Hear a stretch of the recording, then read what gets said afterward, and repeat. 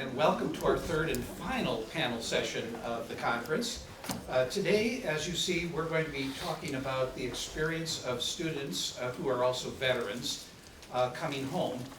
One of our panelists, John Mann, was at the previous panel session, second panel session, where he began a dialogue with David Harris and some of the other panelists about the experience of a Vietnam vet, he is, coming back to not just stateside, but in this case to Ball State, but sort of the general experience, whether it involved posters or spinning or what have you, the general experience of veterans feeling like they were not honored for their service in that war.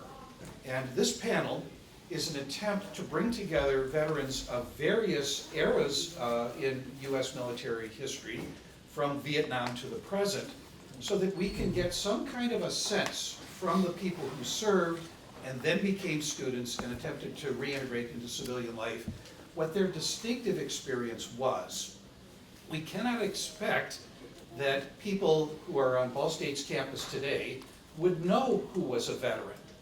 Unlike the cadets in the ROTC program, who have to wear their uniforms one day a week, and so they're marked by what they wear, that they're connected with future service as an officer in the U.S. Army. The veterans that we have with us today, when they came back to campus, nobody but them knew that they were veterans. And perhaps the Veterans Benefits Officer who works in the financial aid office and who sponsors or helps the vets access their new GI Bill benefits. But the rest of us would be oblivious.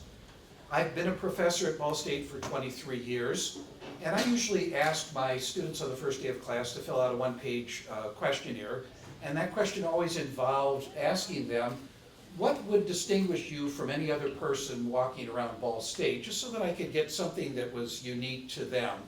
And invariably, if somebody had served, they would say something, in which case I would always approach them and ask if they'd like to come in during office hours just to talk, just to get to know each other, because I know how isolating the experience can be from having been in a structured military environment and coming back to the relatively less structured environment of civilian life, and then going into a differently structured environment of the academic routine.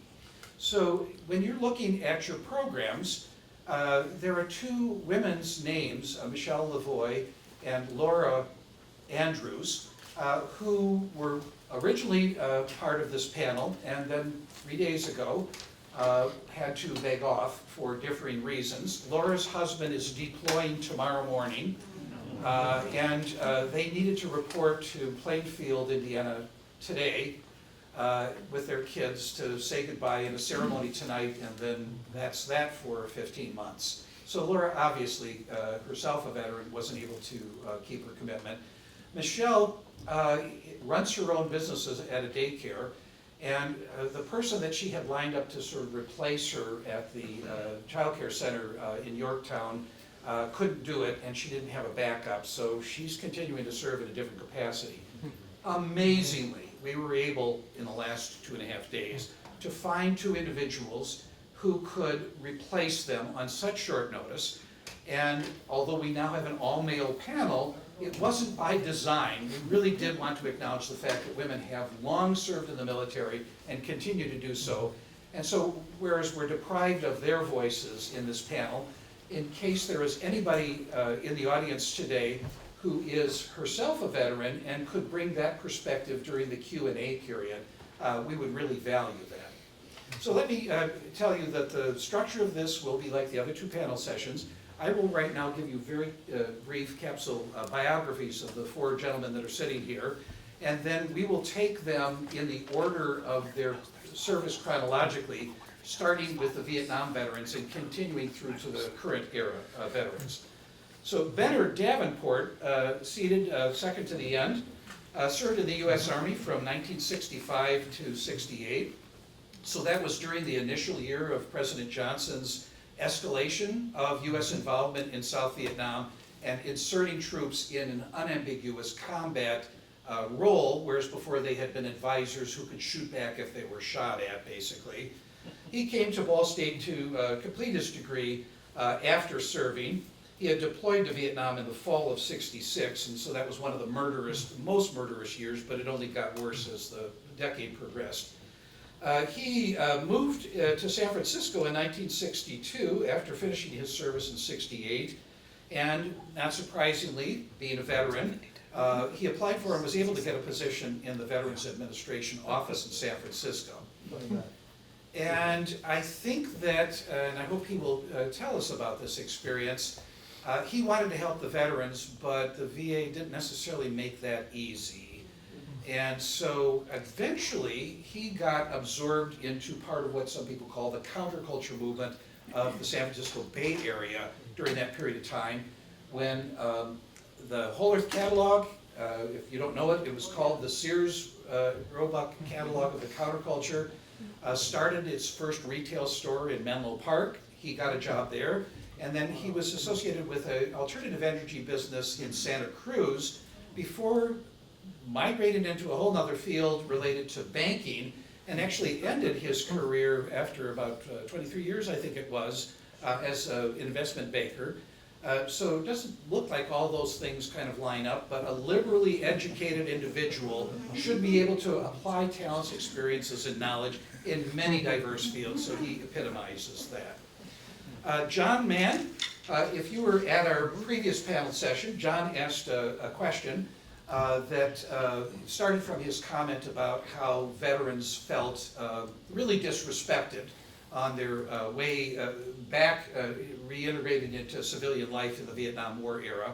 And if you weren't able to ask questions related to that sufficiently, you'll have the opportunity after each of them has had a chance to speak for about 7 or 8 minutes. And John may be able to elucidate a little bit more on his experiences. If you were at the previous session, you heard him say that he served with the Big Red One, otherwise known as the 1st Infantry Division, which curiously enough, in 1965, was the first U.S. division of the U.S. Army to be sent into Vietnam, and it was also the first division to be pulled back out in 1970 when Nixon began his Vietnamization campaign to replace American soldiers with South Vietnamese ones, and there'll probably be commentary about that as well.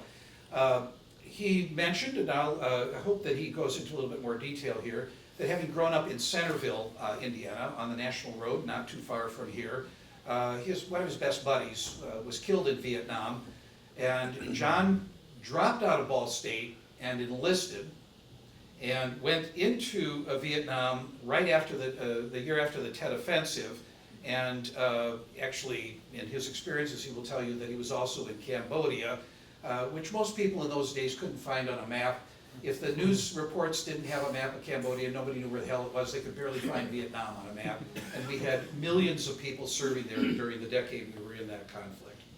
So he came back and found this disrespect.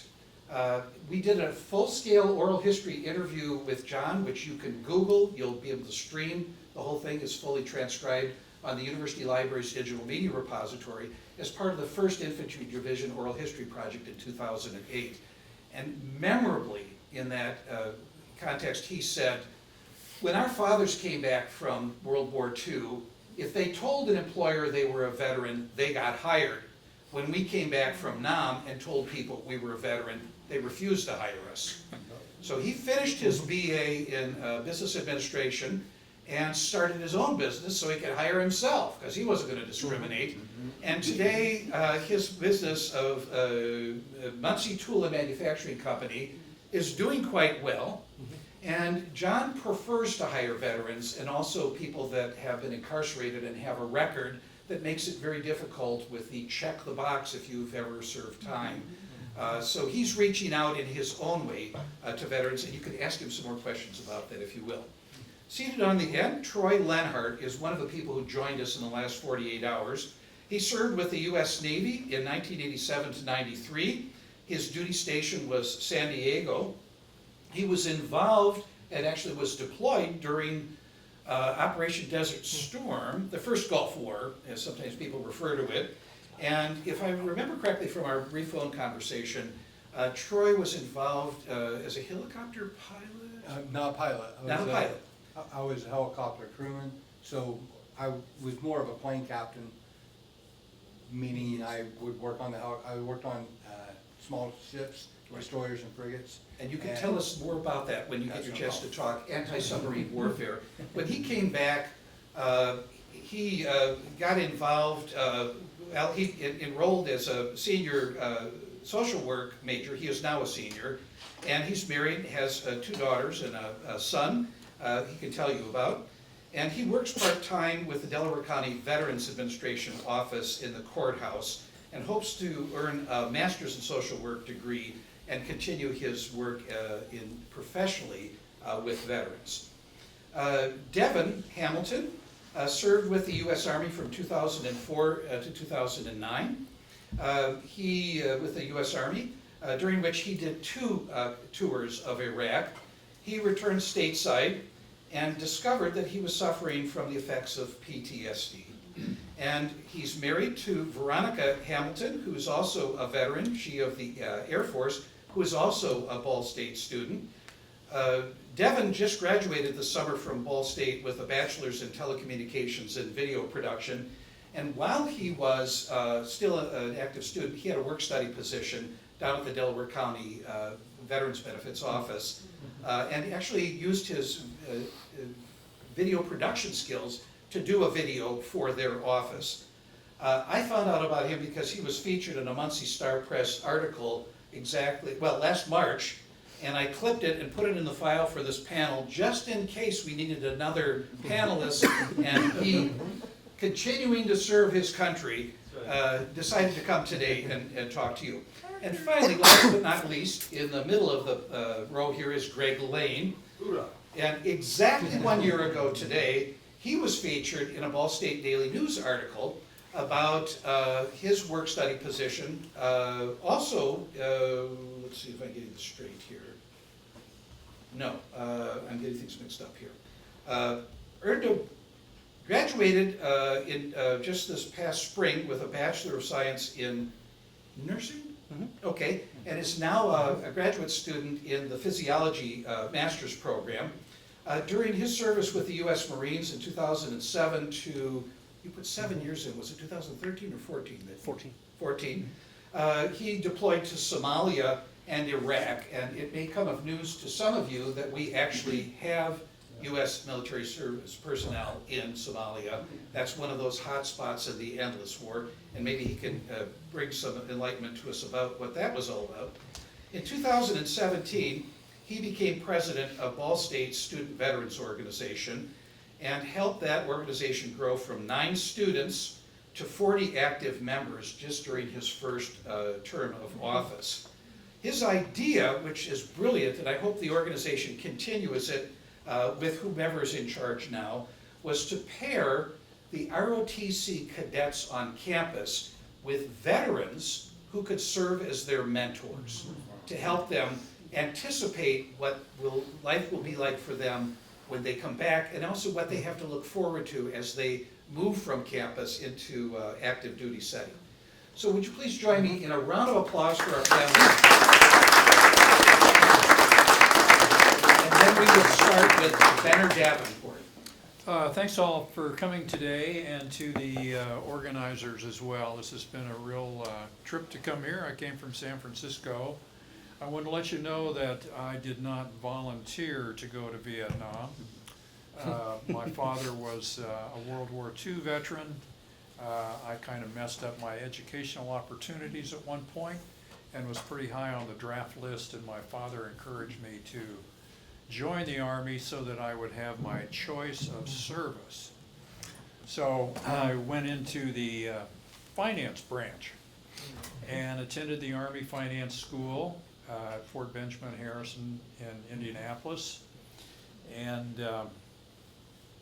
when I graduated from that school, along with a dozen or 2 other people, we all had orders to go to places other than Vietnam. My instructions were to report for duty in Germany.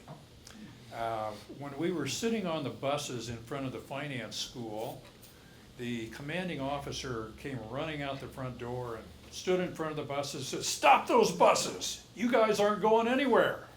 So he got on board and we all got off orders to take leave for 1 week, at which point we would receive, while we were at home, orders for further instructions.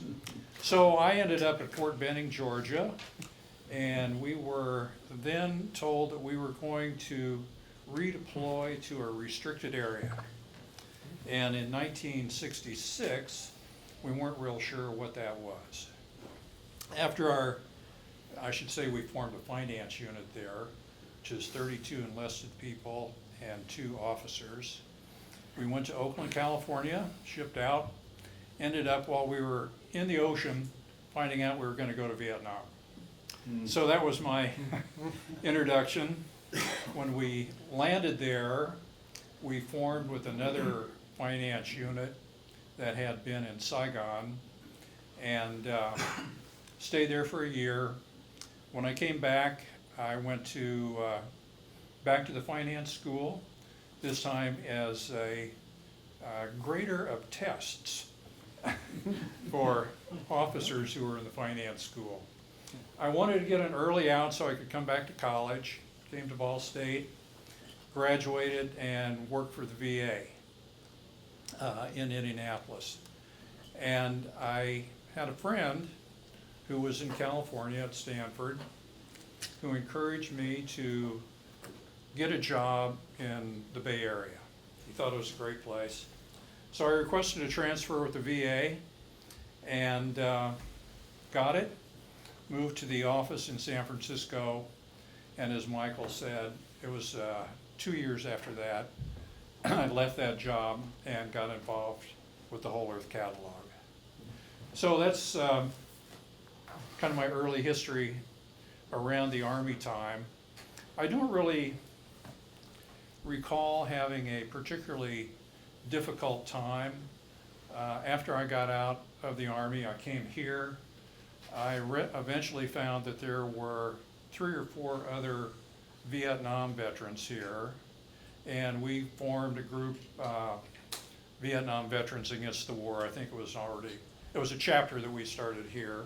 Eventually came in contact with the moratorium group, marched in the march here in Muncie, went to the March on Washington, generally encouraged people that I knew to think harder about the Vietnam War, talked about the experience of my friends, people that I knew, many of whom had been killed in the Tet Offensive, to rethink their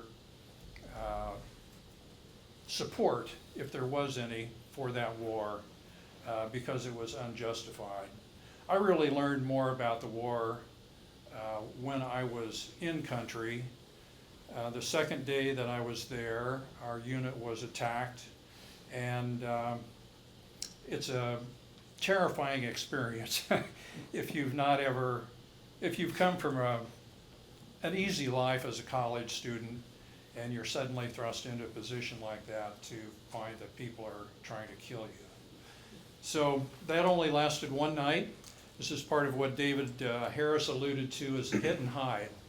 The Viet Cong would come lay mortars down around your perimeter. Everybody gets excited. You run and get your rifle and you go out to the wire, and nothing else happens the rest of the night. But they've disrupted your day. They've disrupted your whole unit. You go back to bed and you can't sleep. You wonder if it's going to happen the next day and the next day, and eventually you become complacent again. 3 or 4 months later, they do the same thing again. So you're always sort of on edge. You don't know what's going to happen from time to time, from moment to moment. I recall this after that episode, that the second or third night that I was there, I was on guard duty with one other soldier who had been in the Saigon finance office, who had joined up with our unit in Long Binh. And he was the first person to ever raise a question with me about what we were doing. He said, "Do you have any idea why you're here?" And I said, "Well, Sure, the Army sent me here. I'm supposed to be doing a duty as a cashier. And he says, well, I mean, a greater purpose than that. Why do you think that the United States is involved in this war? Do you have any idea if any of the people who live here have asked us to come here? And that really provoked the questions in me. As time went by, I met other people in the Army who'd been there longer than I had, who raised similar questions. You start to get letters from home. The buildup of troops in Vietnam was getting larger and larger, and more people were concerned about what was going to happen to their sons and daughters. So you begin very slowly to accumulate and acquire knowledge about the lie, as David Harris said, of what the war was about. So it was really pretty easy when you come back to school and you find other people of a like mind to join them and try and encourage other people to think about what the government is doing, what our country's involvement is there, what's happening to the people who live in that country as a result of our involvement there, something that they didn't really ask for, that was really placed upon them by people that they didn't know. So I don't have any horror stories to tell you about my return. I will say that for a number of years, I would never volunteer the information that I was a Vietnam vet. It was probably in the 80s. I was living in Palo Alto at the time. There was a Veterans Day parade in Redwood City, a nearby community, and it was the first time that they were going to have a unit of Vietnam veterans in public. And after that, I didn't feel quite so bad, but it's still not something that I broadcast widely to anyone, but people who ask, I'm happy to tell them that I was there and what I did. So, thank you. John? Oh, okay. My thoughts about the Vietnam War when I was at Ball State were almost non-existent. I didn't even think about it. You know, I didn't watch the news. I was studying and drinking a little bit of beer. And so I didn't pay much attention to it. And then March 11th, 1967, one of my best friends from high school, from Centerville, was killed in the 1st Infantry Division. And so that really brought it home. I went to the funeral and I just experienced a lot of things, the grief and so forth from his mother. And I thought about it for almost a year. And so in my junior year at Ball State, I made the decision that I'd join the Army. I joined 2 years unassigned, wanting to go to Officers Candidate School. I passed the qualifications, so I went down to Fort Benning, Georgia, and graduated and commissioned a second lieutenant. I came home for a leave, and then 30 days later I was on my way to Panama Canal Zone for general warfare training. And they taught us how to eat raw chickens and to rappel. After that was over with, I went to Vietnam and was processing in country. They do a lot of paperwork and so forth. And they gave me what's called a dream sheet. A dream sheet is them asking you, where would you like to go? What unit would you like to be with? So I, of course, said the 1st Infantry Division. And guess what? They gave it to me. I was in the 1st Infantry Division. I didn't realize they were going through lieutenants pretty quickly, you know, so they needed to resupply. So I was off on the way to 1st Infantry Division. Did some in-country training, was assigned to a unit, and on my first mission, we were going to an area of operations, and we were on a break, a smoke break, if you will. And I heard this sound in the distance, and it got louder and louder. And I heard and I recognized it as a 2-stroke motorbike. Well, lo and behold, here comes a girl on this motor scooter right where we were at with a case of Cokes on the back. And the guys, I hadn't been there. I was green as I could be. But the guys had been there for a while in my platoon. They said, LT, can we take another break? I said, well, yeah, I guess so. We don't have to go right now. And so things happened. And then after that was over with, we went on our mission. I thought, is this what this is all about? This is crazy. I never expected anything like that. Well, obviously that's one of the lighter moments. You know, our first firefight, you know, when I got to experience AK-47 bullets going by my head, I woke up. I said, what am I doing here? But it was too late at that point. So I went through my assignment with the 1st Division.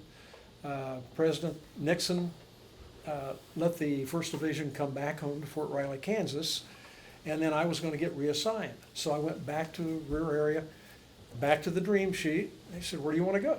I said, well, gee, I don't want to walk. That's too much trouble. So I think I'll take helicopters this time. So lo and behold, they gave me the 1st Air Cav Division. So here I am in helicopters. I got, I don't know, a couple of air medals, I don't know. And it was a lot better flying. The only problem is you're kind of a sitting duck, and they know where you're coming in at, and they know when you're taking off. And Hueys are a favorite target of the enemy. So I made it through that, and I had heard stories, and I'd seen some reporting. I had one guy tell me that his unit, prior unit, had told him to take his military uniform off and put civvies on, because they didn't want to be identified, because they were getting a lot of flack from the protesters in California. So I didn't do that. Basically, when I got ready to go back to home from Vietnam, one of my friends that had been in OCS with me was coming back at the same time, and we were both infantry first lieutenants. We both had war trophies. I had a Chinese communist pistol, and he had an SKS rifle. And we got off the airplane, he had the SKS rifle slung over his shoulder. And my pistol was in my duffel bag. So we start to go toward the airport, so there's no protesters. Nobody was gonna meet us there. I thought, well, gee, if they do, they're gonna see this guy carrying a rifle, and they're probably not gonna try to antagonize us anyway. Knowing we didn't have any ammunition or anything, we wouldn't have done it anyway, obviously.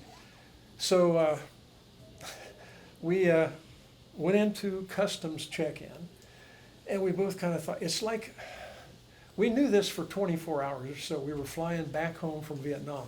We finally realized that we both had illegal contraband in our duffel bags. And it's like, what are we going to do now? Because if they catch us, we can go to Leavenworth. And I'd rather go to Vietnam than I would Leavenworth. But anyway, given the choice. So anyway, we came in, and they looked at us, and of course we're in uniform and everything, and he's got the rifle and everything. Oh my gosh, here we go. They said, come on in, fellas, come on through. And it's like, oh my gosh, we did dodge one there. So we went on through customs. We boarded our airplanes to Chicago. He went to West Virginia from there, and I went back home to, well, Dayton, Ohio was my airport stop.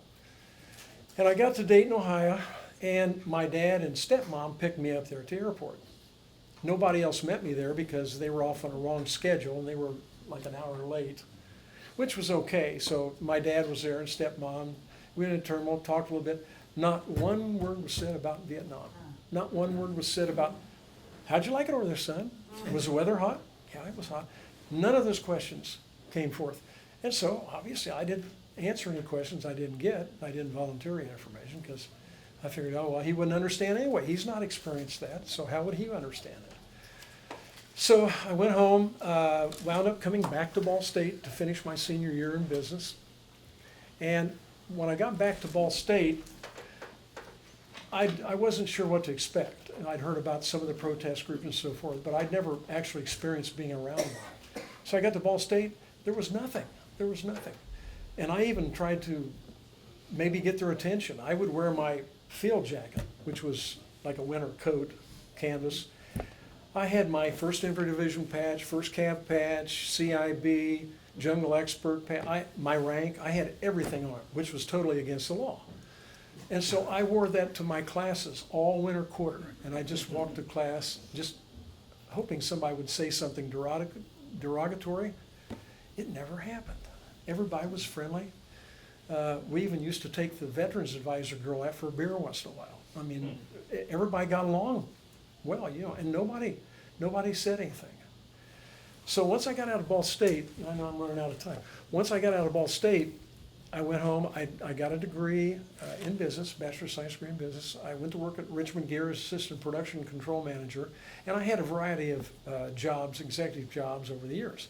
But I did notice that in my resume, I had all my military background, had who I'd served with, I'd been an infantry first lieutenant, so forth and so on. And I didn't get the job responses that I thought I would get. Well, it finally took me years to realize that when they said that, they saw that in my resume, they didn't want me. They thought all Vietnam veterans were a little wacky, I guess. And a few of them probably were. I was wacky before I went over, so that would have been an excuse for me. Anyway, it did cost me some jobs along the way. So that's pretty much my story. In a capsule, I would be welcome to answer any questions you might have, even specific questions, and you're not going to hurt my feelings. So I guess that'll do it. When we do the Q&A after. Yes, the session yes. starts. Okay. So next will be Troy. Hello all. First time, so bear with me. I served in the 80s. Was a lot different than Vietnam era. People were being drafted. There was a war going on. I was in a period of time when the only people that were going in were people like myself, someone who didn't have, I was poor. I was my escape. Yeah, nothing to do with patriotism. I was lied to by John Wayne. Thought it was, going to be, I was going to go up a whole bunch of hills, woohoo! And, I love America, all that, but it wasn't what I thought it was going to be. I was going to go to the Army. I had an older brother who escaped poverty by joining the Navy, and I was going to go tanks. And I remember talking on the phone to him when he was home, and he's like, "You going to go to the Army?" And I said, "Yeah," which is great, not knocking the Army. He goes, I wanted to go tanks. I thought tanks would be cool, It would be, it'd be great. But he goes, "Well, you get stuck in Kentucky." I'm like, "Oh, no." That's not seeing the world. And so he said, "If you go to the Navy, remember the Navy's always at a beach." And I went, "Oh, yeah, you're right." That's where I'm at. So I went in to the recruiter. I had a back brace on, and I had really bad asthma. I took the back brace off and lied my butt off. My parents jokingly like, "Yeah, go. You'll never make it past MEPS." So I come home and say, "Guess what? I'm going in the Navy." They were pretty upset because I kept getting kicked out of things before then. I was just a happy-go-lucky stoner kid. Had nowhere to go but up. And so I went in as a hydraulics, aviation. I love aviation. My grandpa was a B-26 bomber pilot during the war. I loved to hear the stories. I loved Doolittle story. I loved all that. That was the John Wayne movies I loved the most. So I thought, I'm going to go, another thing that helped me get in the Navy was Tom Cruise and Top Gun. I come out of the movie theater and there's a recruiter there says, "Hey, you want to join the Navy?" "Well, yeah." And he's like, "Do you want to?" He goes, "What do you want to do?" I said, "I want to fly." He said, "Have you ever heard of the Warrant Officer Program? I can get you flying in 4 years." I'm like, "Okay." So, so with that, with my brother's advice, I'd go in. I wasn't a pilot. I went as a hydraulicsman. I got to school after boot camp and found out the hard way that I'm not a mechanic. When they said, "Go grab the Phillips screwdriver," I was looking for somebody named Philip. So I struggled through class. I made it all the way through class, but I was the one squid that wasn't going out partying on the weekend. I wanted to not repeat any kind of class. So I was studying my butt off, which should have, retrospect, shown that I could have gone to college a lot earlier. I'm 51, I'm in college. So I make it through school, I get to San Diego, and I'm like, oh God, I don't want to be a mechanic. So I find they first put you in what they call flight crew. So you're working like, I'm E1 boot camp, so I don't know anything. So the first thing I'm doing is I'm putting shocks under wheels. That's all they're going to let me do. So I start proving myself. I really loved working the flight line. It was, you know, the jets flying over, I worked on helicopters. And so I was stationed on land in a helicopter squadron, but now we'd be attached to a destroyer or a frigate. And it was a different ship every time I would go out to sea. So I was lucky enough to be stationed in San Diego and got there in '87. Fell in love with the culture there. Fell in love with the Grateful Dead. I would, instead of going home on leave, I'd call them, you know, hey Mom, I'm taking leave. Oh, when you coming home?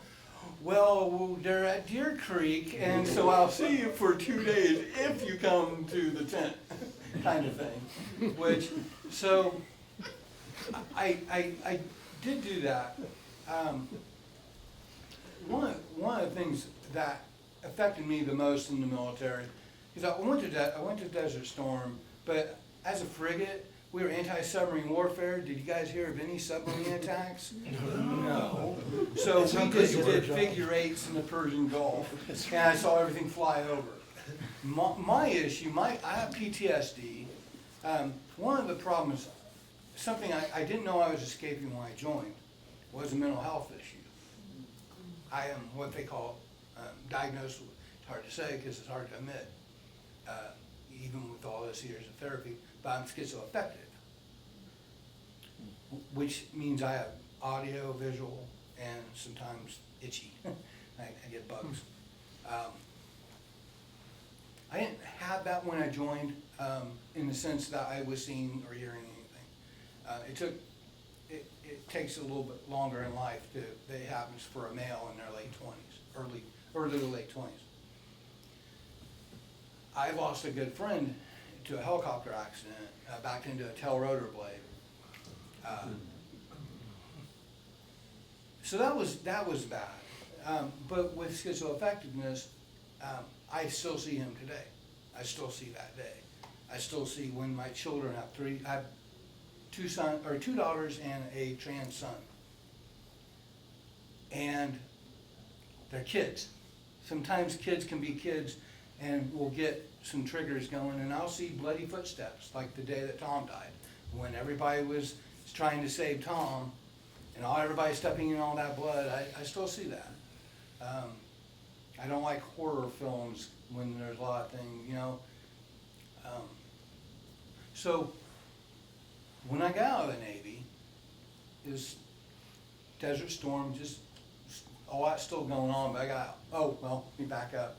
My enlistment was ending right at the beginning of Kuwait was just invaded, and I called Mom and Dad, and they were expecting the phone call when to pick me up at the airport, and I said, well, guess what, I'm re-enlisted. And because my squadron was going, and I wasn't going to let my friends go without me. Sorry. But again, I didn't see anything. I was nice. No one shot at me, which they could have, I guess. You know, I was more worried about getting off the boat because I was getting sick. Because White River canoeing is a lot different than a destroyer. There was a lot of excitement. I loved going out to sea. It was great seeing the dolphins, feeling all around. I've been across the other side of the world, you know. I'm an artist. I would go into port. I would paint and draw. After the first night, first night was drinking, but the second night, I would go and find something cool to paint and draw. I see the culture. I wanted to see the culture. It was too important. So,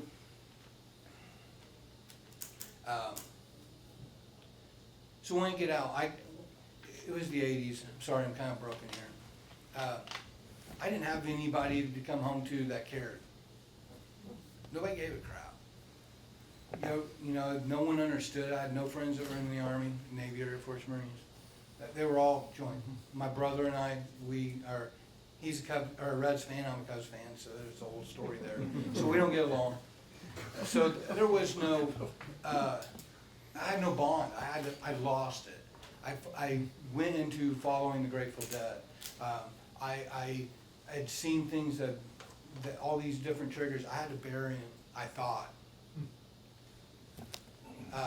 But my PTSD and my mental health and my schizoaffective met 15 years ago. I tried to commit suicide and I shot myself in the chest. Luckily the gun exploded, went into treatment, and now I'm a college student. I have 3 wonderful kids most of the time. My youngest talks about maybe being a vet. She's 13, or a vet. She doesn't know. Animals or people. You know, I would prefer animals. I now work at VA. I'm a social work major. I want to fight for us by day, and then homeless women or something at night, because I don't want to be two-fisted here. I work at the VA Veterans Affairs Office here as a work study. It's a great program. And with that program, it's been the best therapy for me as a veteran. I came back to being a veteran. I work with Devin periodically. The brothers, I got this brothership that I had lost. Oh man, it's nice to be among my brothers and sisters. There are no women on my ship, so it's mostly men that I deal with this. But I'm proud to be back being a veteran, because for the longest time no one cared. You know, you're a veteran. I came up with the veterans were like Rambo, right? You know, now we're not. Now we're not all crazy. Troy, you just evoked Devin Hamilton's name, somebody that you have been working with at the VA office. So next we're going to hear from Devin and your unique experiences and coming home and reiterating to civilian life. Well, I'm not supposed to be here. More ways than just the fact that my wife should be here, but she has an exam, so lucky her. No, I'm technically not supposed to be here for a lot of reasons, most of which stem from my souvenirs from Iraq, which was PTSD, traumatic brain injury, things like that. I was told not to go to school by medical professionals, that I wouldn't be able to hack it without probably living up to some stereotype of, you know, hurting a bunch of people, things like that.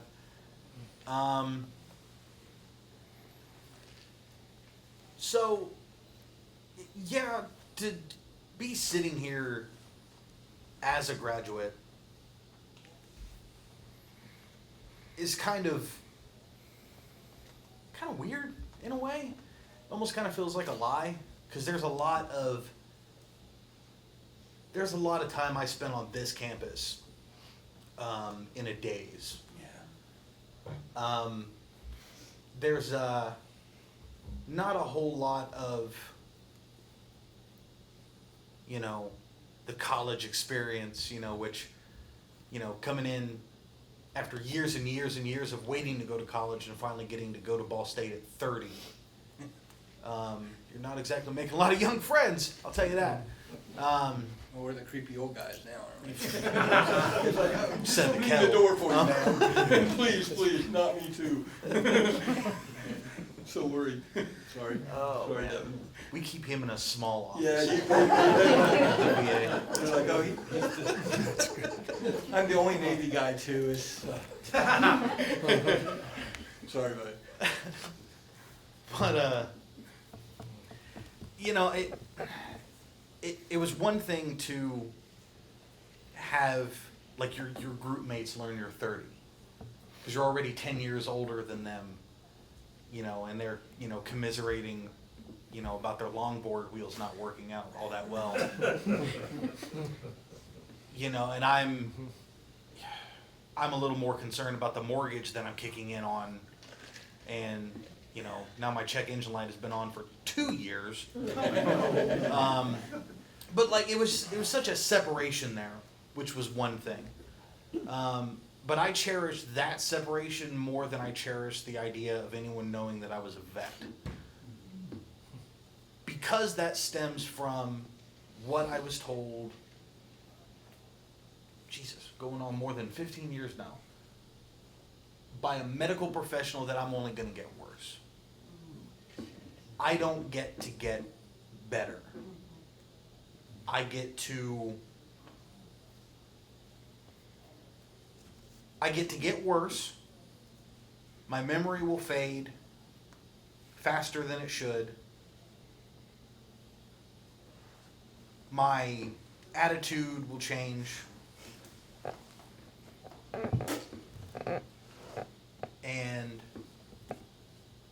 I basically just get to shut down earlier than normal and die. So why go to school? And the only thing that I had in my corner was the fact that I had said I had joined to go to school. I didn't really have any other options. I wasn't exactly a stellar student. So, and I can't throw a football to save my life, so I wasn't getting in that way. But beyond that, I hung in there. I basically kept that to myself. Because the moment that somebody understood why I was like that, which, some of you may have noticed beforehand, I had resting grunt face on, where it's very difficult to just smile in general. But I tend to just have that face on so people leave me alone, so I don't have to explain. For months. I mean, Oh, you didn't. column A, column B, really. So I'm playing. I'm joking. You can tell we're coworkers. I wouldn't want to have to explain it to anybody because I don't want to have to explain the concept of, hey, listen, I'm a little wacky. I'm sorry, but I went overseas for a couple of years as a kid, and now I just get to be a basket case and try really hard not to freak you out. That's pretty much it, So I kept that part to myself, but I had plenty of jokes about being the older guy in class, because that was a lot more fun. The fact that I am here and have graduated, and for the faculty that did help me along after discovering that I was a veteran, because a lot of them noticed that I was having trouble in class. They didn't know it was because of that, because I didn't bring that up to anybody. But once they did figure that out, they were able to kind of put two and two together, and they were able to, at least pull me aside and help me out with the hard times. So for that, I'm eternally grateful. But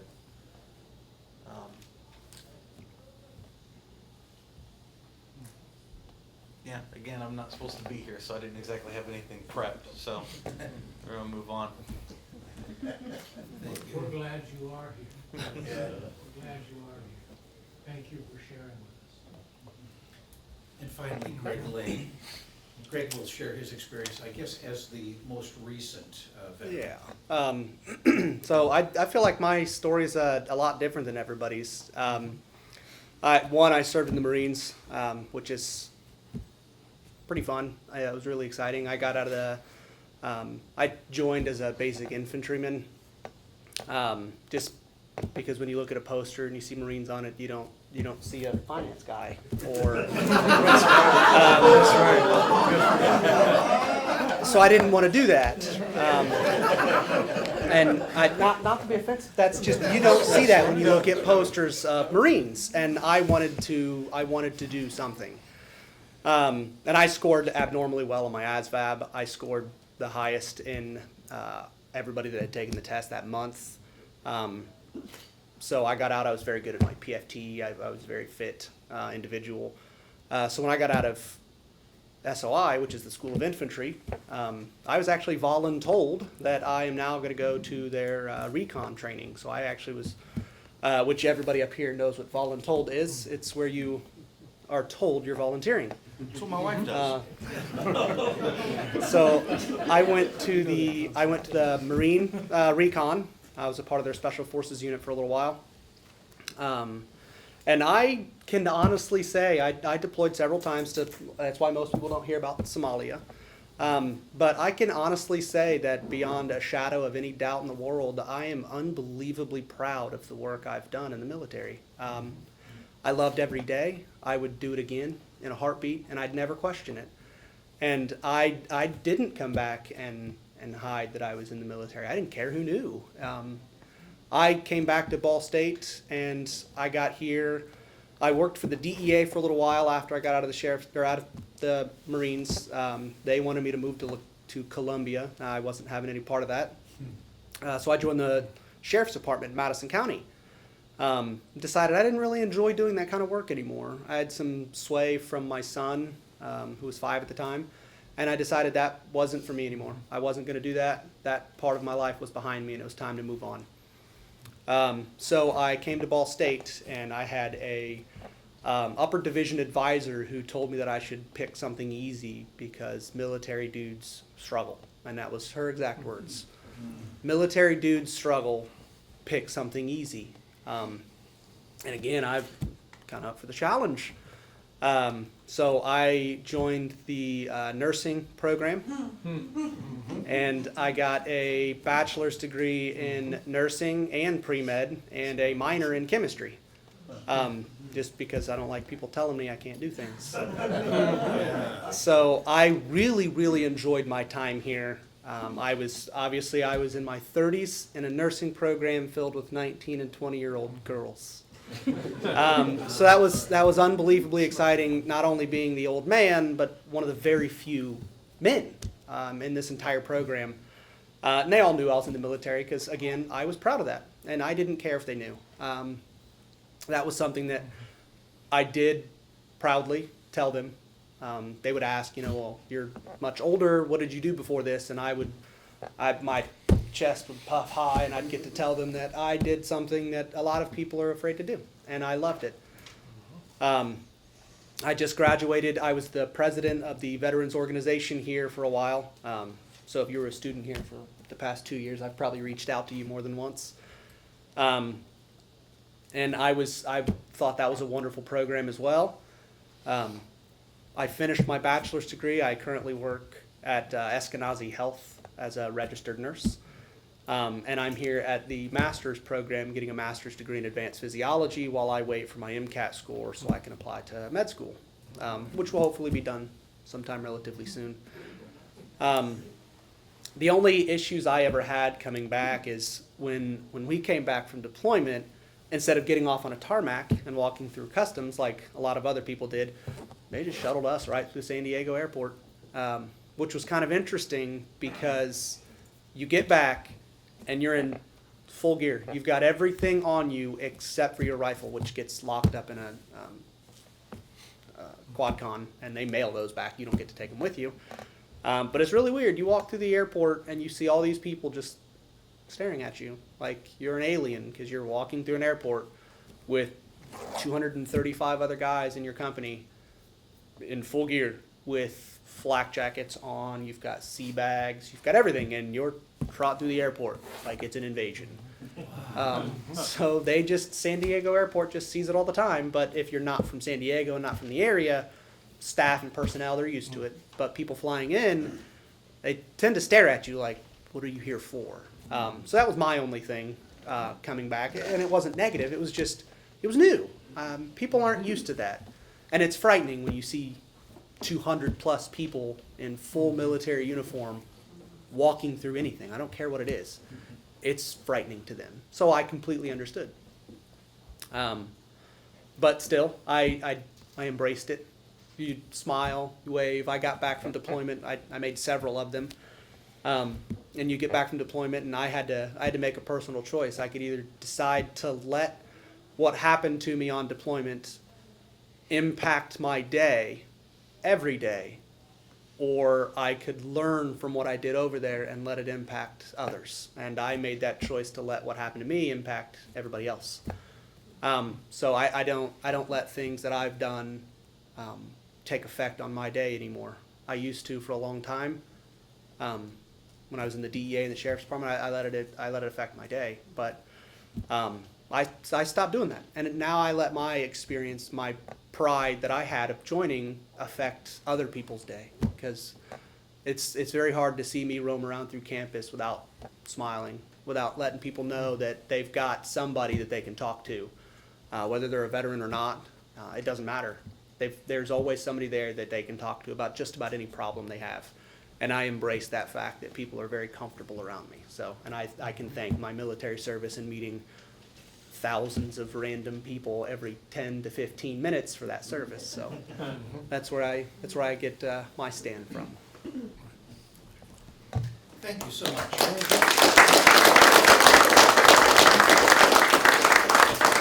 We are so lucky. Unlike when David Harris gave his keynote address and there was no time at all for questions, we actually have an adequate amount of time for questions.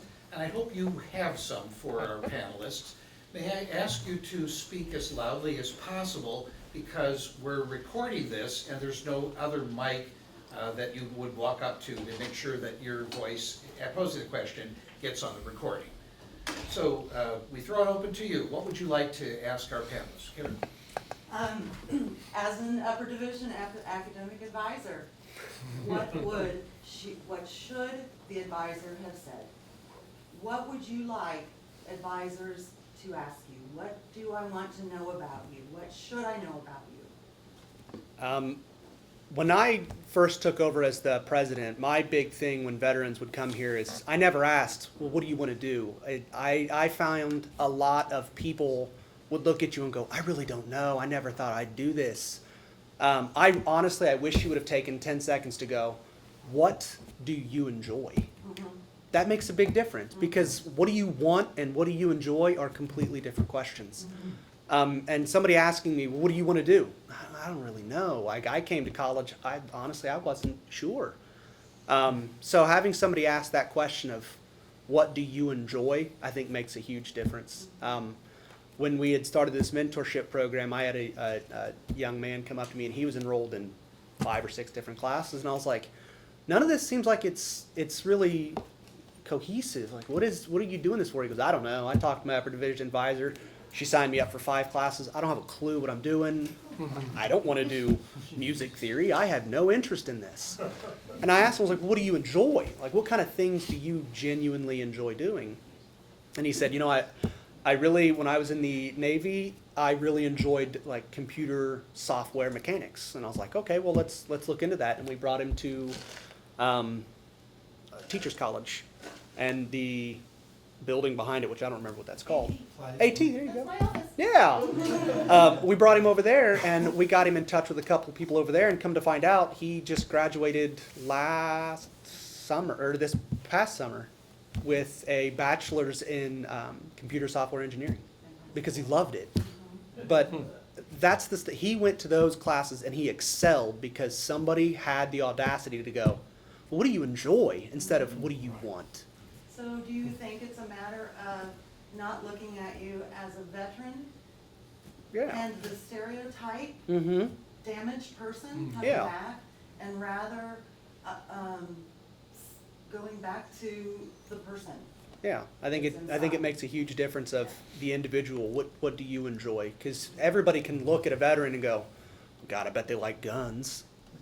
We do. I mean, but that's not all we like. So I really think that at that big question of, and I'm sure everybody up here, if they went back to college, they'd say, you know, what do you enjoy? Like, we have social work because he enjoys working with veterans. You know, we have telecommunications because that's what he enjoys doing. But I'll bet you anything, nobody asked them at the beginning, what do you enjoy?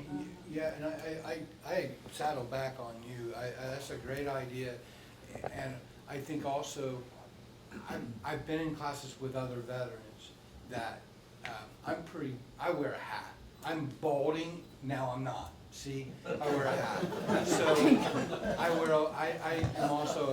I wear my ideas on me. So under here is Bernie. So, but I was the only one that was vocal that I was a vet. I find out later on there were some vets I was in class with later on in the class.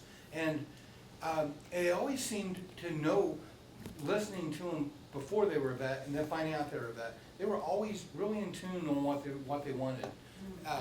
So I think a lot of them, if they knew what they enjoyed, because they know, and we're pretty structured. That's hammered into us so well that if teachers can jump in on that too, I think. You know, where knowing that we usually do pretty good with getting things going, I think. I'd like to ask for you to extend the mentor program to include the not ROTC, but veterans who are active and or not active. Because one of the majors that I advise is construction management. So we're in AT, that little building behind TC, and I know I have several. We actually do. Oh, good, okay. Every semester we send out an email that asks people if they're a junior or a senior, they can become a mentor, and if they're a sophomore or freshman, they are mentees.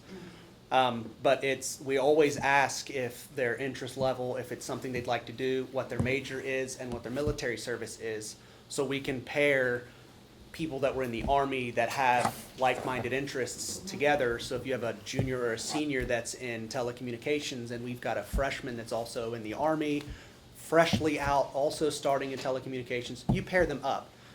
Because it makes sense to. People that enjoy the same thing and have the same past experiences really have a wonderful opportunity to help each other grow, and you don't feel isolated while you're at school anymore. When I was a senior getting ready to graduate, I was paired with, she wasn't in the Marines, but she was in the Navy, and she had just started the nursing program. And I got paired up with her, and I think it was one of the best things to happen because I got to prepare her for, you know, these are what your exams are going to look like. This is how school's going to be structured for you. And as much as it sounds like it's going to be a blast, I would give up partying and social life because in 2 years you can have it back, but you really need to focus on giving that up now because it does go away for a little while. Karen, could we put your original question to the other three panelists that haven't had a chance to respond, if they would care to? I know Devin was evoked a short bit ago, and I don't know if Devin had a particular perspective about how academic advisors could perhaps be more helpful. I think your statement on going past them being a veteran, I think for the most part of dealing with 5.5 years of trying to figure out if I was disabled enough or not for the government, I don't want to talk about it. I don't care anymore. Like, getting to college was the first normal thing that had happened to me since getting a job at a news station in Montana while my wife was in the Air Force. Like, it wasn't until that moment that I said, holy crap, I can be normal and I can work. Forget what the doctors are saying, I can do this. Like, that's fine. And then for a long stretch of time, I lost out on that when my wife got out of the Air Force and we came back here. It started all over again. I had to go through that process all over again through several different offices. And by the time that I would get here, I don't need you to coddle me because I'm a disabled veteran. I need you to treat me like a student and get to the bottom of, well, what have you been waiting to do for 15 years?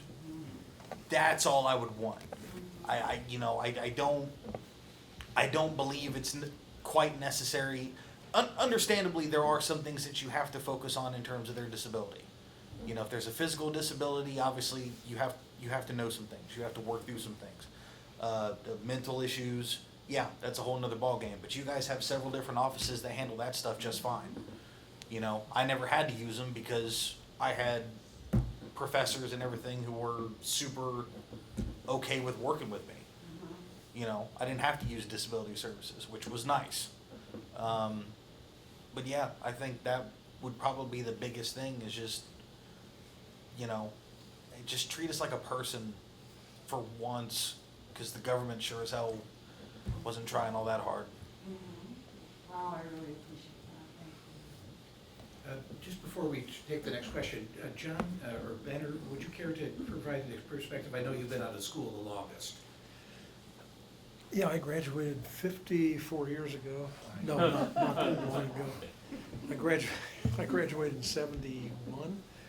But anyway, when I came back, you know, I was treated by the advisors, everybody, the way I wanted to be. I'd already gone through 3 years, so I was already locked into my business degree.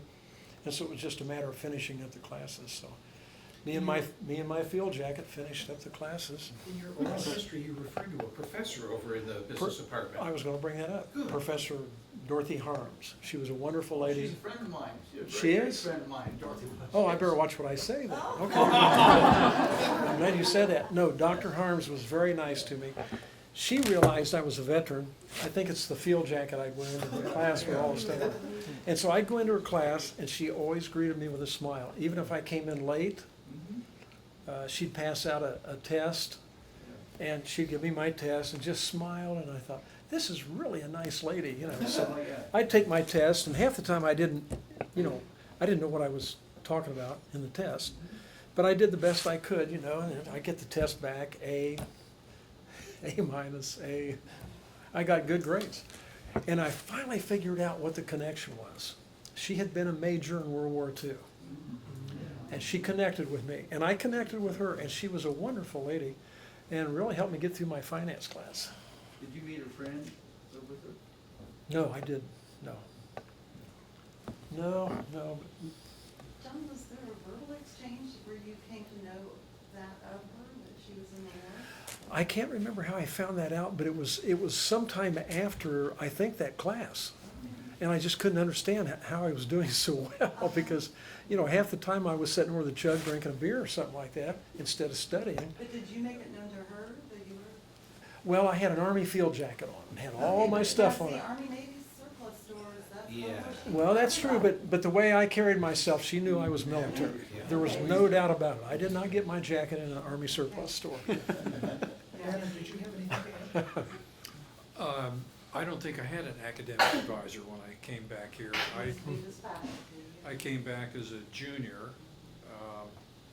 I was a business major, and there was a time when corporations sort of fell out of favor, and I wasn't enjoying my classwork, so I talked to some of my friends who were younger than I was, but also happened to be in college at the same time, and decided to become a history major. So I have a BS in history. I like to read. There you go. There was a question from the audience. Yes, please. I have two questions. Well, John, it could be a quick answer, okay? Mhm. You talked earlier about you coming home. Have you ever associated with Korean veterans? Not very much. I go almost every year. I go to an event up in Kokomo, Indiana, at the Howard County Airport called the Vietnam Veterans Reunion, and I think they sometimes get 20,000, 30,000 people there over the course of a week from all over the country. Yeah, Ron Richardson. And there's a lot of camaraderie there. I mean, you know, we were in it together. So yeah, we talk sometimes. I talked to a couple Korean War veterans when I went up there last time. I bought a book from Sammy Davis, who's from Mooresville. He was a Medal of Honor recipient. I've written a couple of books, and I'm sure it's going to be very good. And yeah, you see them, they're wearing their hats, Korean War veteran, and so you just talk to them. Very few World War II veterans. You Did you say you had two questions? Wait, yeah, I have two questions. This is the same question. Did Korean War veterans also have trouble reintegrating? Well, I really don't know, because it was That's just, what I'm yeah. asking.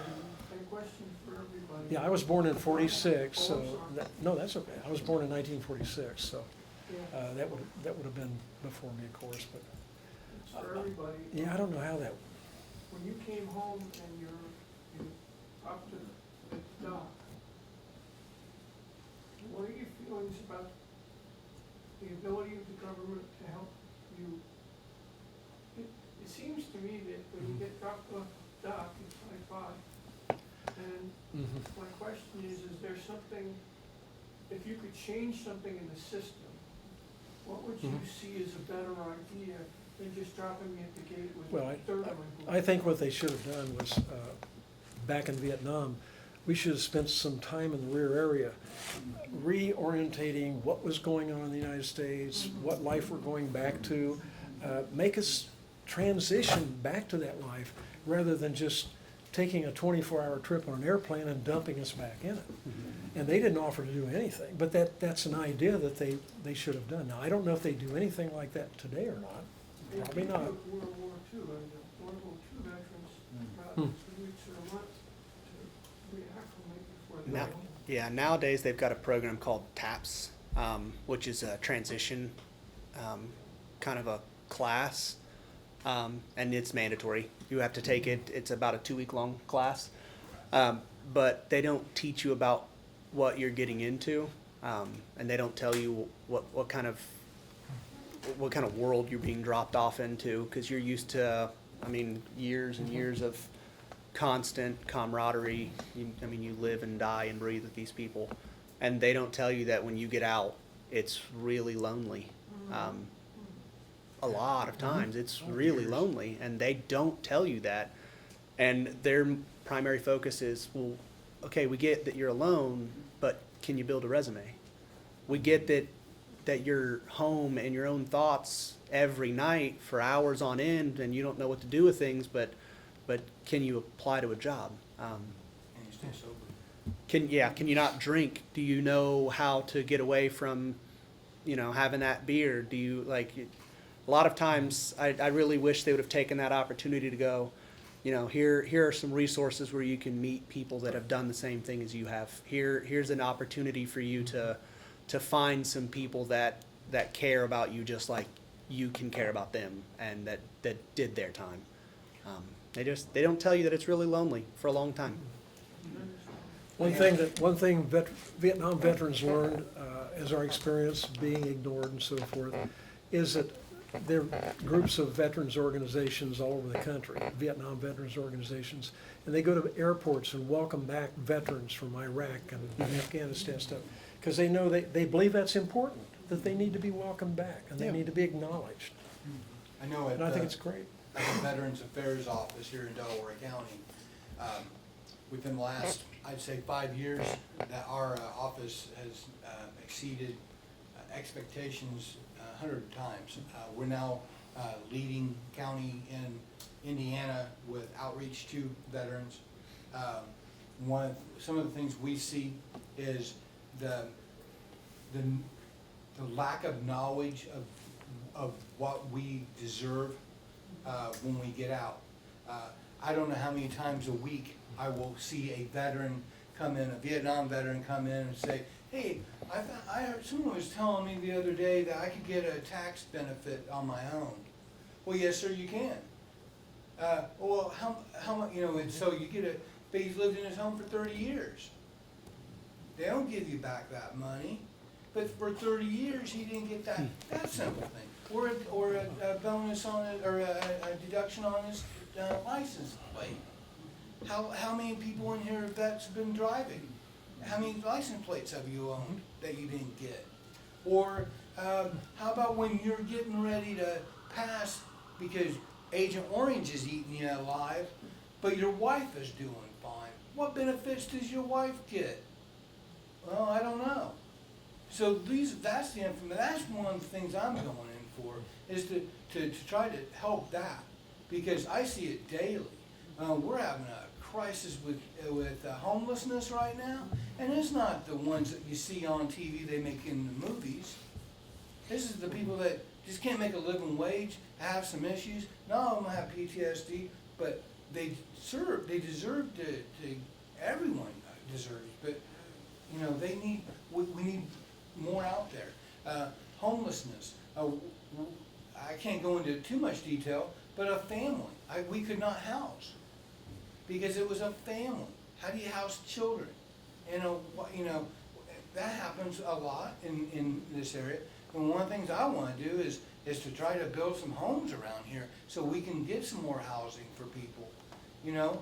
Not just veterans, because when you help a veteran, you're helping a family. So you're helping, you know, if you help me right now, you'd help 7 people, and 6 of them didn't serve. So it's a community effort. So anytime you help a veteran, you're help them, and I'm not always saying a hand out, but hand up, or just work together. You know, that's good. Could that be organized by some government agency or something? Well, that's the Services problem there. themselves fund- Right now, no, not at all. Yeah, I mean, there's grants, and one of the reasons I'm going to school, one of the things I really want to learn is to write grants, which apparently is a myth in this school. I can't find a grant writing class, I want to, but there's money out there. There's a lot of money goes back, from what I've heard, there's more grant money goes back than given out. So, Reach out to the library. to the library, okay, great. I'm a transfer student, so forgive me. It's a- That's the and public so- library. sociology department. Okay, okay. And the public library's got a good one too. Awesome, because our office is growing and we're looking for outside sources, because we're a county RAM thing. We're looking for federal, because we have issues. We have a drug issue all throughout the world, or all our country. So, you know, we hope with, there are all sorts of, thank you, I'll do that. Sorry. Anyone else care to comment? Okay, next question. It's just a comment, actually. My brother was a field medic in Vietnam for 2 years. And so everybody, I guess, comes back different. I never forget it after the teenagers. He came back and he said, "Don't ever ask me a question of what I've done." Never. So not everybody will want to talk about it. Sometimes it's just, and he never commented on it. Well, I think, real quick on this, one thing, I'm a big historian too. I love, World War II, everybody came out of that generation and they didn't talk about it. But then they raised the next generation to hold your feelings, you know, put dirt on it. And then they went to Vietnam, and then they came back, and then, so you had 2 generations that don't talk about it. And he fit right in there. And then, right, he was definitely in that. And we're coming out of that. For years, I could not, now I will scream at the top of my lungs. I could not for years tell you that I had a mental health issue. I couldn't tell you that I was a veteran, that I did this, but now I can. And so, I think that's important. May I add one comment from more than 10 years of doing oral history projects with military veterans? This was an observation, so I'll put this out as anecdotal. The World War II generation talked about coming back from a war they won that nobody disputed had to be fought, and they stepped up and did it. When they came back, they had VFWs and American Legion halls with bars. And so it's not like they didn't talk to anyone. Their battle buddies were in those institutions, and they were doing group therapy together informally. When the Korean vets came back, they didn't win their war. It wasn't a declared war. We haven't had a declared war since World War II. And so what's the deal with the Korean vets? So they weren't necessarily welcomed in these institutions. And then when the Vietnam vets came back, they definitely weren't welcome.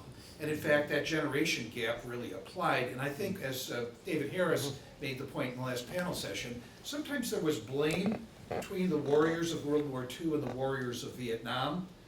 So what I'm wondering is, if you look at the proliferation of grassroots veterans organizations, they spring up from the Vietnam era because they had to build their own institutions from scratch. They weren't pre-existing in every little town with the VFW and American Legion. And some of them drifted into drug use, and alcoholism, because there wasn't a really good place to engage in this kind of informal therapy with one another. Incredibly isolating. So I throw that out as anecdotal evidence coming from oral histories that we've done. Other questions or comments for our panelists? Sam? Comment. I have a very good friend that was in Vietnam, and he was a machine gunner up on the river fighting North Vietnamese regulars. He was literally in hell. Came back with 2 Purple Hearts, got off this plane, and he said, the biggest shock to me was, life's just normal here. They don't even know there's a war going on, it seems. He said it took him months to get over that. He said he was so in shock. Here I am in this hell trying to survive. I get off this plane and nobody gives a Yeah. 3 million people cycled through the Vietnam War, and everybody in this country knew a neighbor or had a family member that was involved in that war. The wars we fight today is being fought by a tiny minority of people that do multiple deployments. Unlike Vietnam, if you re-up, that was your choice. But today, especially those people that were in the Guard that get activated and get sent back again and again, it's a very different experience. And Your comment? they don't get benefits, like, you have to serve 180 days consecutive, so when they go out to serve, they can go to war, you do 179 days, you don't get treated like a true veteran like I do, we all do. So they can go multiple times to war and not be treated as a veteran. So that's a little trick they're using. Playing in. Other questions or comments for our panelists? Mary? I'm a clinical psychologist, and I have some expertise in treating post-traumatic stress disorder and traumatic brain injury. But my experience has been that veterans do not want to come in for help, that there's a real stigma about admitting that there's a problem. And so that's just a huge thing right there, and often it's the wife who finally convinces her partner to come for help. And there's so much help that can be had. I just feel, I would love to be treating a lot of veterans, but I can't get them to come my way. So I'd like to know what can be done or what should be done to reduce the stigma of getting help. I know I fell for the stigma. I've been in therapy for 15 years, ever since the day I pulled the trigger is what I call it. But it took going into it. I tried to. I knew something was wrong for me in the early 90s when I went to a VSO in Madison County and was told, I'm walking in here, get the fuck out of your office, you're not wounded. Excuse my French. So later on, it all hit crap hit the fan for me. You're right, there is a stigma. Even right now, I'm ashamed of being me. I have a disease, I can't help it. It really is a superpower. It truly is. I can see my keys glow, you can't. So, my wife calls them Waldorf and Astoria, the 2 guys from Muppet Show. But I think to draw them in is to try to eliminate some of that stigma, but it's really hard because it's in everything we see. Like in movies and stuff, they glorify the Rambo, the macho kind of thing. And I know in my office, you know, I'm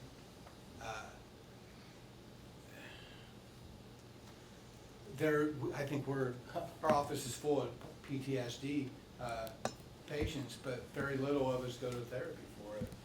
I don't know why. I don't know how to. I don't know what you could do to reach out. I think there's a solution to that. It's just like he said, when you come back from World War II and you have all these military guys getting in bars, having a drink, going through group therapy, for me to go to a therapist or a psychologist that has absolutely no idea what I've done, what it means to do what we've done, and to just go, well, I can treat your disease, I can treat your disorder. Yeah, what are you doing for me though? Like, what have you done to where you can relate to what I've got, or to what you can relate to what I've seen, or you can relate to where I've been? I think it's a really big stigma of, well, what do you know? Yeah. You've never done it. You have no idea. I'm sure you read a really good book once or twice, but you have no idea. And I think that big stigma comes into play with people in my generation, that it's like, you don't have any idea, and I'm sorry.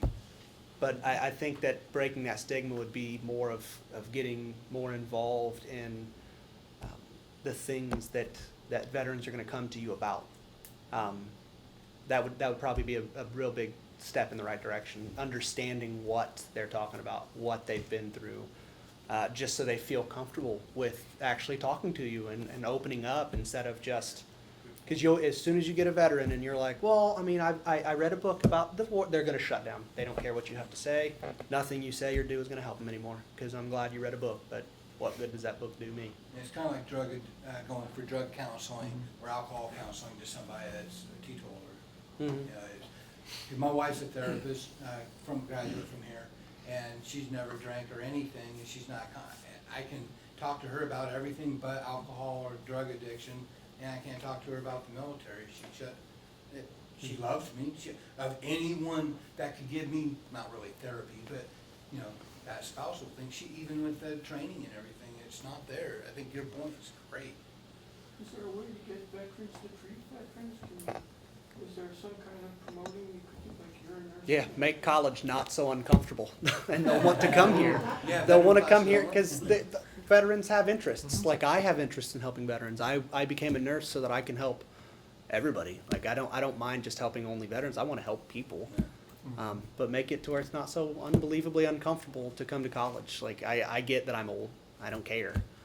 I mean, I'm fine with that. I'm glad you're 19 and the hardest thing you've ever done is get dumped for prom. I don't care. Like, I got told the other day that one of my kids in my class, I'm the same age as their grandpa. So that's comparatively, I was the grand old man of the nursing program. I was older than everybody else by 10 years easily. Yeah. Mary, may I just insert one comment, and then we'll take another question from Karen. I've mentioned a couple of times that my students and I have been doing these oral history projects. We're not the only ones in the country. There are really hundreds of people out there that are doing oral history education and trying to get younger people, civilians, to get into conversation with veterans. And we have found the veterans report to us, if they show up for the oral history interview and are taken through a structured life recall, where they're asked to reflect back on their experiences and try to make sense of it, that there's some therapeutic value of doing that outside of a therapeutic setting, because they're speaking their truth to somebody who's genuinely interested. And often what veterans report, John's experience was case in point, people didn't want to know their experience. They were not interested. They don't know how to talk to veterans. All they know how to do is to say thank you for the service, and it seems like a cheap, empty gesture. And in fact, it's about an insult, because it's easy to say and it carries no weight. But having these life narratives that are then introduced into the public helps to destigmatize the experience, because you never get a narrative that replicates the John Wayne masculine stereotype. You get vulnerability, you get regret, you get pride, you get confusion, all of the things that come with military service, particularly if one has been in a combat environment. So one of the things that I'm really evangelical about is to get people to engage in long-term conversations, to draw the narratives out of people. That can only be done if you foster a sense of trust and rapport, so that somebody will open up to you, and that doesn't come easily. We had to ask 15 veterans for every one that would show up for an interview, showing you the great reluctance, because as was just pointed out, you don't have any idea. You don't even know where to begin to ask questions. But if young people who are curious and disciplined about posing questions of veterans can engage in that type of narrative development, then together they can get that story out, and that may have the ability to destigmatize the experience. Yeah, and show general interest in what you're actually asking. Like, I served in the Marines, I was in recon, I did deployments, I did things. Don't ask me how many people I've killed. I know. Don't ask me what's the worst thing I've seen. Don't ask me how many bodies I've seen lying. I don't care to remember that, and I'm not going to, because it's things that they want to ask questions, but they want to ask questions that are like, so I saw this movie, right? I don't care about your movie. So you shot people, right? Move on. Like, move on. Just move past. Ask me what I did in the Marines that I enjoyed. Ask me where I did, like what the countries I've been to. I've been to Thailand. I've been to Guam. I've been to Somalia. I've been to Iraq. I've been to quite a few different places. I've been to Malaysia. Ask me about the experiences that I enjoyed. Don't ask me about things that I regret. You'll get those later. You will. Because if you show interest in what I actually did, you'll get the questions later about the things that I didn't enjoy. But if you want to generally know about an individual as a person, don't start with, so you shot people, right? That's not the way to start. That's nowhere near the way to start a conversation with a veteran at all. So I think that's a lot of things. Like when you go, like I would never go have a beer with John and be like, so did you shoot people in Vietnam? No, it's, what was the country like? Because I want to know the kinds of things that he did that made him proud of his service. Like that's the kinds of questions that veterans ask other veterans, because they know that there are soft spots. There are subjects that are taboo that you don't need to hear about that. I don't want to tell you. And people every day at work ask me the same questions like, oh, you're in the Marines? Did you shoot people? It's like I've done more damage, now like CPR hurts people every day, and I do it every single day. Like, you don't ask me about, oh, when's the last time you cracked someone's rib during CPR? Like, nobody cares because they know it's expected. But I'm a large individual. It happens almost every time, but nobody cares.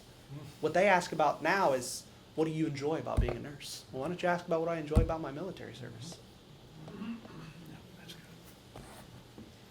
LOC.gov, Library of Congress, has a Veterans Oral History Project website with a list of questions that can generate a conversation between veterans and those who may not be veterans, or they are, doesn't matter. And one of the evocative questions was sense memory. I usually ask Vietnam vets, what did Vietnam smell like when you got off the plane? And that question opens up a whole panoply of feelings that are connected to everything but smell oftentimes. So you have to learn how to pose questions. I like that question. How hot? Question. Lou. I have something to Michael was saying that Oh, it does.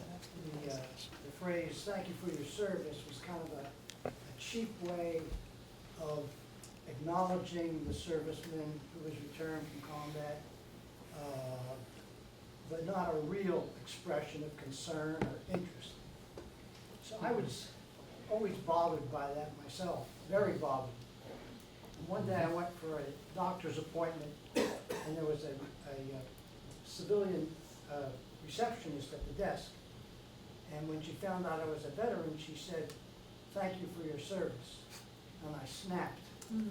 I thought, I've had enough. I'm going to bring this lady up short. And I did, really hard. And she said, well, let me explain to you. The reason I said that is because my brother was killed in Afghanistan. So it's very difficult to decide when people say things, where they're coming from, what they mean, what it's worth. So I learned a big lesson that day. Yeah, good point. How did you handle that? I apologize. It's very humbling. I was a Very vulnerable. Michael, I have one comment on that too. Please, Jerry. Thank you for your service really drives me sometimes because it does seem very superficial. But anymore, because of where I am and what I'm doing, when people say that, I say, well, if you really want to thank me, work for peace. And the looks you get. Some people just go on, but a lot of people are like,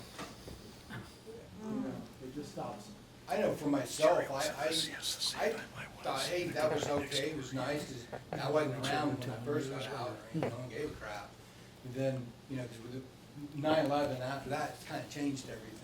But then, I was at Lowe's, and I was buying something, and I kind of looked at, I was picking up, and I looked on the screen, and it said, don't forget to thank them for their service. Because at Lowe's, they give a 10% discount, so they bring up your screen.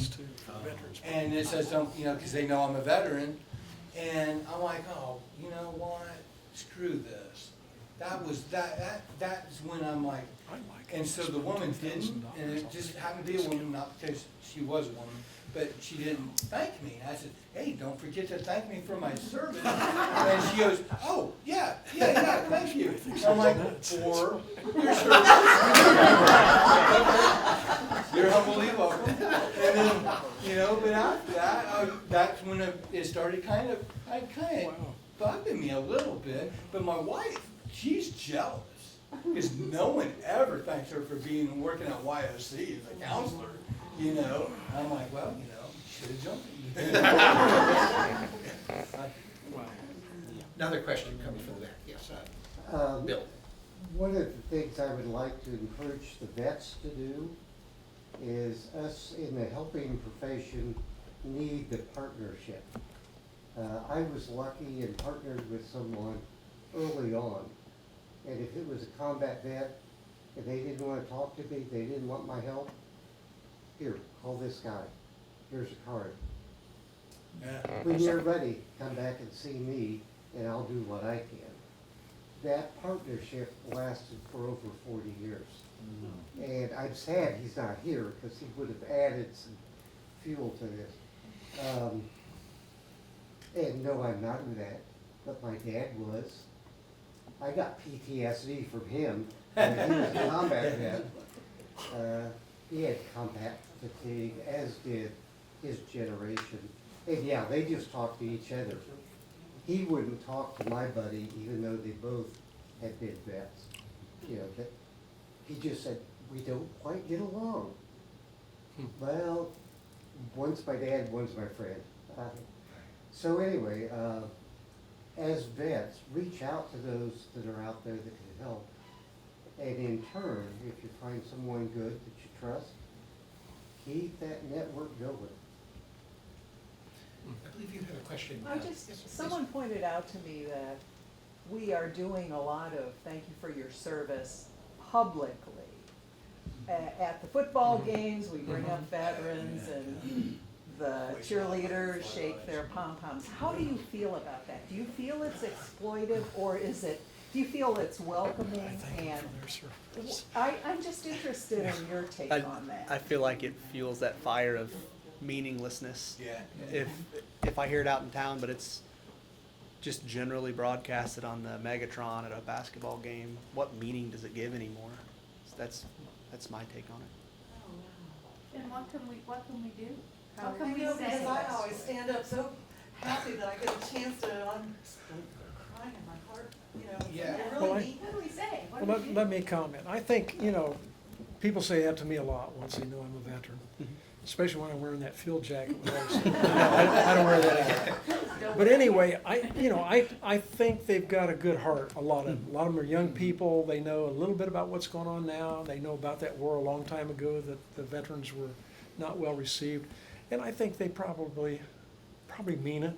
And I always thank them for thanking me for my service. So yeah, I take it that way. I mean, I think a lot of times, to your point, it's kind of just a phrase. You know, they get stuck in the phrase. Thank you for your Take it off service. that Megatron. Be sincere. Same thing. I mean, you can say it. I say thanks to every veteran I see wearing a hat. And I don't need to broadcast that I was a veteran, but I still thank them for everything they've done. And it's a little different than saying, thanks for your service, when you see a hat, to say, hey, thanks for everything you've done. Because they're not only at their military service, and they know that. So I think it makes a big difference if you take it off of a big Megatron and stop, broadcasting to the entire country for, 1% of the U.S. Be meaningful with it. Like, say it if you want to, but mean it. Don't just be like, hey, I read on this sign I should say thanks. Hey, the basketball game said thanks, I guess I will too. So I say it to every veteran I run into, just because I do appreciate everything they've done. But I always say with, thanks for everything you've done. It's a little different than hearing, well, thanks for being in the Army, or thanks for your service, or that's how I do it. So vote I would better. speculate that for the Vietnam vets, I have a particular problem because my generation of people like us, treated you kind of unfairly when you came back. And now when I see that in a uniform, I thank him because I feel guilty that I didn't bring you back the way you should have been brought back. And that's the only way I know how to express it. Right. It's interesting to me that it causes a negative reaction in people, and it bothers me, but that's why I do it for your generation. Sure. I think it's more because it's broadcasted on TV and basketball games, and it's just losing that sincerity behind it.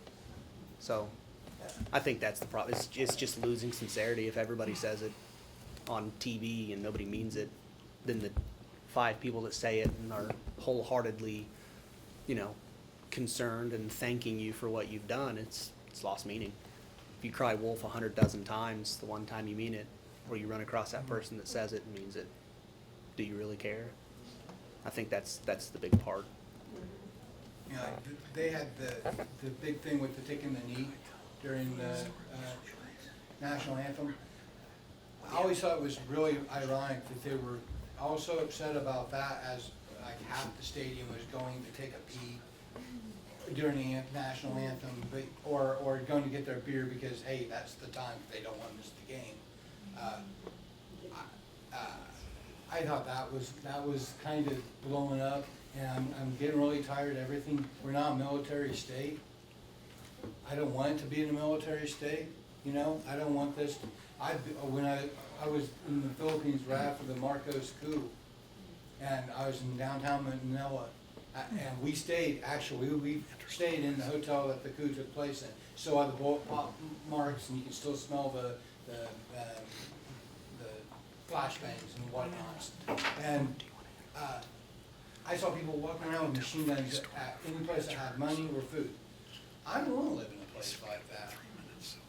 And so when I think help us veterans is to vote, make sure we know who we're voting, local and state and federal, because we're sending people. Here's another problem. We got Vietnam veterans, and we got Gulf War veterans, and we got and Iraqi and Afghan, but there's a lot of Somali veterans that aren't considered in they're a conflict veteran.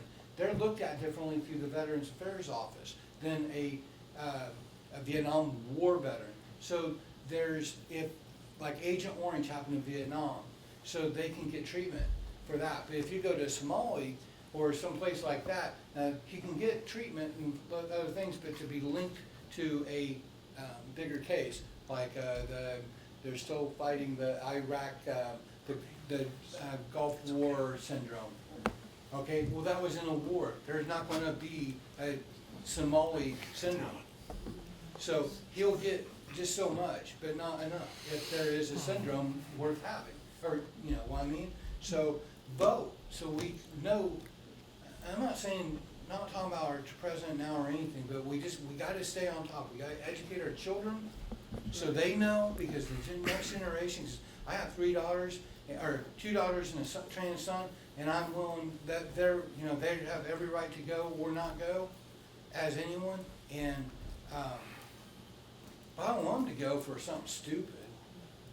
We don't need another Vietnam or anything like that. I mean, I don't know. We've now come to the end of our program, and I cannot thank you enough for coming, but would you thank our panelists for being here?